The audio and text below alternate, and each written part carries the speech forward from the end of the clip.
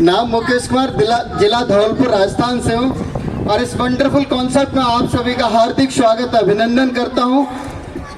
और अगर काम की बात करूँ तो पहले जॉब भी किया करता था, उसके बाद में अपना कंप्यूटर कोचिंग और बच्चों के ट्यूशन का काम था और उसी काम के साथ आने वाले और आगे बढ़ाने वाले उनके लिए और एक बार जबरदस्त तालियां मेरे सारे गुरुजनों के लिए जो यहाँ उपस्थित हैं या अनुपस्थित हैं, सभी के लिए एक बार जबरदस्त तालियां।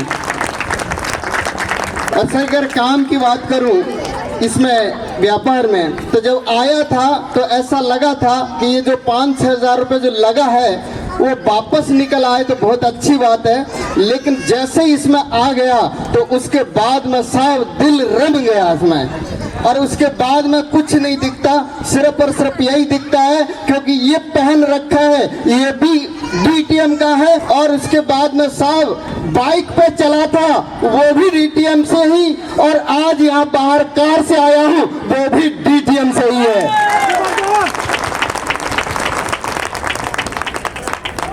और उम्र साहब 40 की होने वाली है, लेकिन लगता नहीं है, लगता ऐसे है कि अभी भी स्कूल वाली फीलिंग आती है,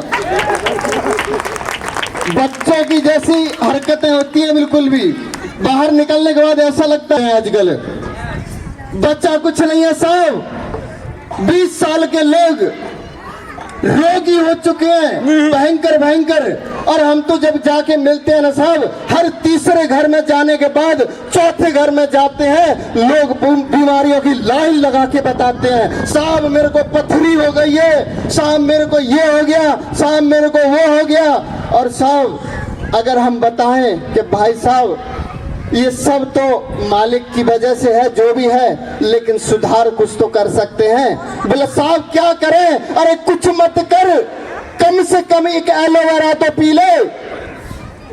कहता है भाई साहब कितने की बोतल है? मैंने कीजिए 800 की है, तो पर इसके साथ 1-2 और मिला के दे देंगे, 5-6 हज़ार हो जाएगा। बोले भाई साहब 800 की नहीं 1800 की पी लूंगा, लेकिन ठेके से पी लूंगा। तो भाई पी लो, खूब दबा के पी लो, 800 की नहीं 1800 की पी लो, लेकिन जिंदगी के बाद में समझ में आएगा कि कुछ दिन के बाद में पीने वाले जितने भी हैं, जो एलोवेरा काइवेरी आंवला गिलोय नहीं पी सकते, वो दारू पी सकते हैं। कुछ दिन के बाद में पता चलेगा कि उनको बुढ़ापे में मृत्यु नहीं, जवानी में मृत्यु मिल सकती है। और बहुत सारे लोग बोलते हैं कि साहब कुछ बेचना तो पड़ेगा, क्यों? क्योंकि बचपन में हमारे पिताजी को देखा था, वो दूध बेचते थे भैंसों का, अनाज बेचते थे खेतों का, और अगर वो नहीं बेच पाए तो हमने कुछ और बेचने के लिए सोचा है, हमने एलोवेरा ही बेच दिया। और अगर कुछ लोग बोलते हैं कि हम बेच नहीं सकते, तो तैयार हो जाना, जमीन बिक सकती है पूर्वजों की, क्योंकि कमाई सिर्फ और सिर्फ बेचने से होती है। अगर वो भी नहीं बिका तो हमने बहुत सारे लोगों को आंखों से देखा है, लोगों के गहने जेवरात भी बिच गए जिन्होंने बेचने का काम नहीं किया। और जो दोस्त हमें बोलते थे कि भाई साहब मत कर, इससे कुछ नहीं होगा, और जब शादी के घर में नंबर आया, बहुत सारे लोगों को देखा हमने, और वो कहे कि भाई साहब बेटी की शादी करनी है, 8 लाख रुपए चाहिए, तब जाके कहेगा कि एलोवेरा बेचने की तो मना कर रहा, लेकिन फिर पूछेगा कि शादी करने के लिए तेरे पास जमीन प्लॉट कुछ है क्या? बोला है, बोला 1 बीघा बेच दे फिर शादी कर दीजिए। तो उन लोगों से मैं बोलता हूँ शायद वो मौका ना आए, अगर कोई बेचने का काम नहीं है तो एलोवेरा ही बेच लेना, क्योंकि हमने तो सब शुरू कर दिया है। क्योंकि कपड़ा बेच नहीं सकता था, कुछ पढ़ाई भी की हुई है, और बेचने के लिए कपड़े के लिए लाखों रुपया चाहिए, राशन बेच नहीं सकता, लाखों रुपया लगता है। अगर कोई और व्यापार की बात करें तो लाखों रुपया लगता है। अरे साहब 5-6 हज़ार रुपए का प्रोडक्ट लेके अगर इसे ही बेच सकते हो तो जिंदगी में कुछ और बेचने की जरूरत नहीं पड़ेगी आपको। तो हमने तो शुरू कर दिया ऐसा आदमी जो बाइक लेने की औकात नहीं रखता, मोबाइल भी फाइनेंस में लेता था, वो आदमी कार भी खरीदने के लिए गया तो लोन नहीं लिया, कैश पे करके लिया था।